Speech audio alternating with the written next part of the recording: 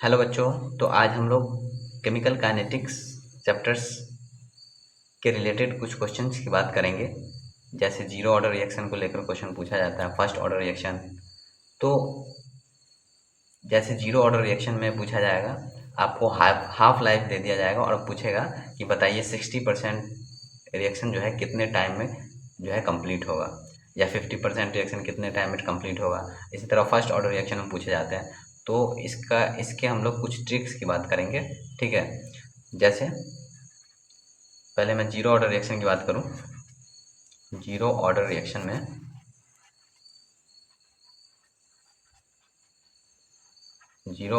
में half life दे दिया जाता है, कुछ भी दे दिया जाएगा आपको, ठीक है। और आपसे पूछेगा बताइए 50% या 60% रिएक्शन कितने टाइम में कंप्लीट होगा, ठीक। सॉरी, 60% रिएक्शन कितने टाइम में कंप्लीट होगा। तो इसके लिए एक सिंपल सा ट्रिक है। हमें टाइम निकालना है, रिएक्शन कब कंप्लीट होगा 60%। तो उसमें क्या होगा, जितना परसेंटेज आपको गिवन होगा, जैसे 60% दिया हो, 50-40, उसको 50 से डिवाइड करेंगे और जितने हाफ लाइफ गिवन होंगे उसको मल्टीप्लाई कर देंगे। तो ये जो है आपका टाइम निकल कर आ जाएगा, ठीक है। जैसे अगर लेट सपोज यहाँ पे एक क्वेश्चन गिवन है कि reaction A to B follows zero order reaction.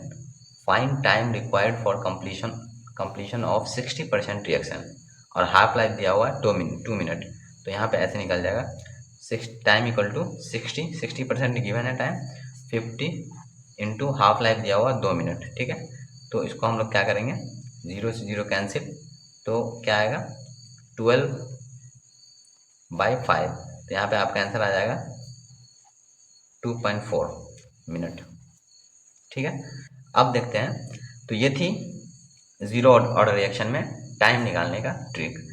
अगर रिएक्शन में अगर सपोज ये कर दें, रिएक्शन इस टाइप का दे दे 2AB, तो इसमें क्या कुछ नहीं करना, बस ये 2 को नीचे मल्टीप्लाई कर देना। तो इसके लिए ये फॉर्मूला ये हो जाएगा 1/2 into percentage given by 50 into half life, ठीक है। अब मैं बात करूं फर्स्ट ऑर्डर रिएक्शन की। फर्स्ट ऑर्डर रिएक्शन में क्या करेगा, इसमें भी आपको हाफ लाइफ दे दिया जाएगा। हाफ लाइफ गिवन, आपसे पूछेगा कि बताइए 90% रिएक्शन कितना समय में कंप्लीट होगा, या पूछेगा 99% कितना में कंप्लीट होगा, या पूछेगा 99.9% रिएक्शन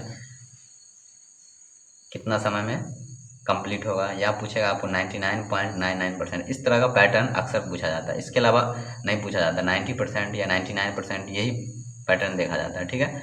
तो इसके लिए एक सिंपल सा ट्रिक है, टाइम निकालना है, 10/3 को मल्टीप्लाई कर देना है हाफ लाइफ जो आपको गिवन होगा, ठीक है, इनटू जितना 9 होगा। अगर बोलेगा 90% रिएक्शन कितने देर में कंप्लीट होगा, तो इसमें कितना 9 है, 19, तो यहाँ पे 1 से गुना करेंगे, ठीक है। यहाँ पे 99% अगर पूछेगा तो यहाँ पे कितने 9 है, 2 9, तो 2 9 से गुना करेगा। तो नंबर ऑफ 9 गिवन, इससे मल्टीप्लाई करेंगे तो आपका टोटल टाइम निकल कर आ जाएगा, ठीक है।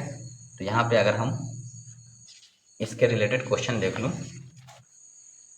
जैसे इस क्वेश्चन में कहा जा रहा है कि the half life of a first order reaction is 100 second, what is the time required in seconds for 90% completion of the reaction. तो मैंने फॉर्मूला बताया था, time equal to 10/3 into half life into 9 कितना गिवन है, ठीक है, number of 9। तो 10/3 half life कितना दिया हुआ, 100 सेकेंड इंटू 100 नंबर ऑफ 9। तो 90% बोला है, 90% कंप्लीट होने में कितना टाइम लगेगा। तो 90 में कितने 9 आते हैं, 19, तो 1 से मल्टीप्लाई करेंगे, ठीक है। तो ये आ जाएगा 1000/3। इसको करेंगे तो लगभग 33.3 इस तरह से आएगा। तो इसको हम लोग मानेंगे एग्जैक्ट 33 मिनट, ठीक है। अब यहाँ पे मैं दूसरा रिएक्शन देखूंगा, ठीक है।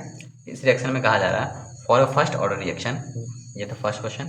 यहाँ पे दूसरा क्वेश्चन देखूँ अगर, तो बोलेगा फर्स्ट ऑर्डर रिएक्शन में half life is 3 minute, half life time is 3 minute, calculate the time required to complete 90% of the reaction. तो इसमें भी वही है, तो टाइम इक्वल टू हो जाएगा 3/10/3 इंटू हाफ लाइफ कितना दिया हुआ 3 मिनट इंटू 90% कंप्लीट होने में, तो 1 इक्वल टू कितना हो जाएगा 30/3, तो उसी तरह आ जाएगा